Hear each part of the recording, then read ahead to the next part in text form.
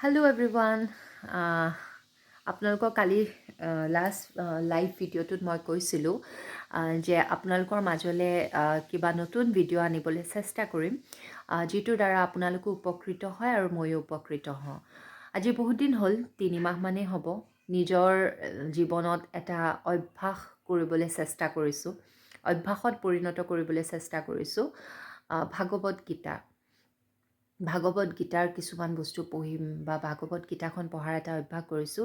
3 মাহ বুলি কৈছোঁহে, কিন্তু ঠিক কণ্টিনিউ 3 মাহ মই পঢ়া নাই, যিটো একেবাৰে সত্য। মাজে মাজে বহুত দিন গেপ হৈছে, বহুত দিন মানে পাহৰিয়ে যাওঁ পঢ়িবলৈ। আকৌ কয় ন, ভাল বস্তু অভ্যাসত পৰিণত কৰিবলৈ খুব কঠিন, কিন্তু বেয়া এটা সোনকালে অভ্যাসত পৰিণত হয় মানুহৰ। আৰু ভাল বস্তুত বাধাও বেছি আহে, গতিকে তেনেকৈ মোৰো বহুত বাধা আহিছে। কোনোবা আহে বা কোনোবা যায় বা কিবা এটা হয়, কিবা এটা খেলি মেলি তেনেকৈ মানে থাকি যায়গৈ।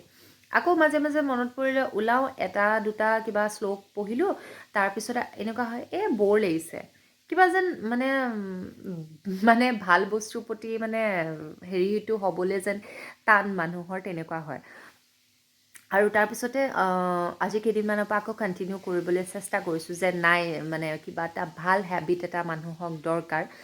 আৰু মোক এগৰাকী বায়ে কৈছিলে যে জীৱনত যিকোনো সমস্যা হ'লে আপোনালোকেও কৰি চাব পাৰে, সেইটো মই ফল পাইছোঁ, মই প্ৰেক্টিকেলি মানে প্ৰুফ পাইছোঁ।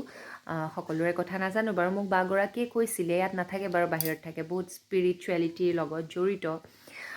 মোক কৈছিলে যে জীৱনত কিবা যদি সমস্যা হয় কেতিয়াবা আমি চলিউশ্যন বিচাৰোঁ বা আমাক উত্তৰ দিবলৈ কোনো নাথাকে।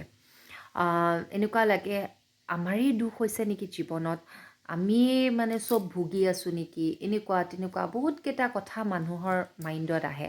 আৰু তাৰপিছতে এনেকুৱা হয় যেন ৰাস্তা বিচাৰি পোৱা নাই, বা আমি চবৰ লগতে শ্বেয়াৰো কৰিব নোৱাৰোঁ কিছুমান কথা। আৰু হয়তো সেনেকুৱা ক্ষেত্ৰত মানে আমাক উত্তৰ দিবলৈ কোনো নাথাকে যে কি হৈছে কি নাই হোৱা, সেনেকুৱা ধৰণৰ ছাজেষ্ট কৰিবলৈ, গাইড এটা দিবলৈ আমাৰ কোনো নাথাকে। তেতিয়া মোক কৈছিলে যে তেতিয়া ভাগৱত গীতাখন, তেনেকুৱা মনটো যেতিয়া খেলি মেলি হয়, তেতিয়া ভাগৱত গীতাখন উলিয়াই ৰেণ্ডমলি যিকোনো এটা পেজৰ, যিকোনো এটা অধ্যায়ৰ এটা শ্লোক পঢ়িবা।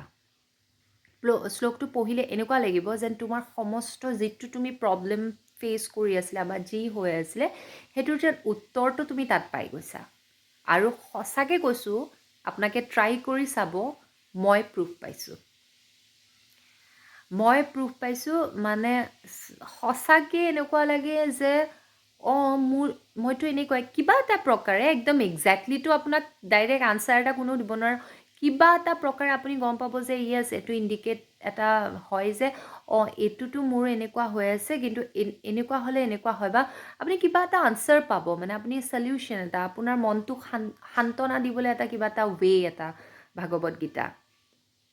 গতিকে তেনেকুৱা ধৰণৰ মই লাইফত প্ৰুফ পাইছোঁ। আৰু তেতিয়াৰ পৰাই মই ভাবিছিলোঁ যে মই পঢ়িম, অভ্যাসত পৰিণত কৰিবলৈ চেষ্টা কৰিম মাজে মাজে, আৰু ট্ৰাই কৰি আছোঁ।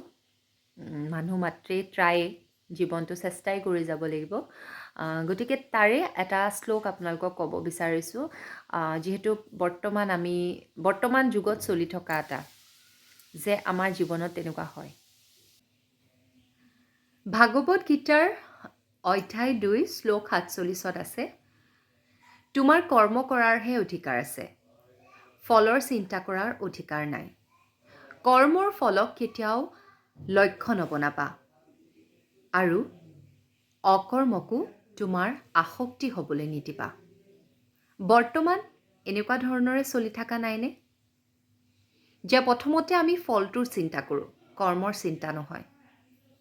কৰ্মৰ চিন্তা নকৰি যেতিয়া ফলৰ চিন্তাটো আগত কৰোঁ, তেতিয়া কৰ্মটো কি হ'ব আমি নিজেও নাজানো।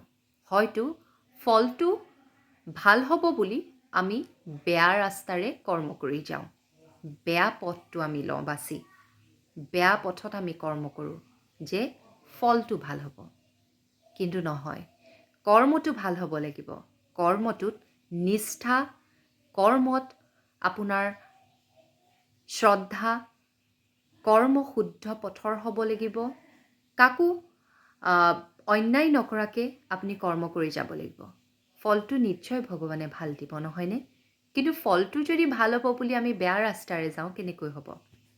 এনেকুৱা ধৰণৰে ভাগৱত গীতাত বহুতো শ্লোক আছে, বহুতো কথা আছে, যিবোৰ আমাৰ বৰ্তমান বাস্তৱ জীৱনৰ লগত খুব জড়িত বা আমি উত্তৰবোৰ তেনেকৈ পাই যাওঁ। যদি ভাল লাগিলে লাইক আৰু কমেণ্ট কৰি আপোনালোকৰ নিজৰ মন্তব্যটো জনাব।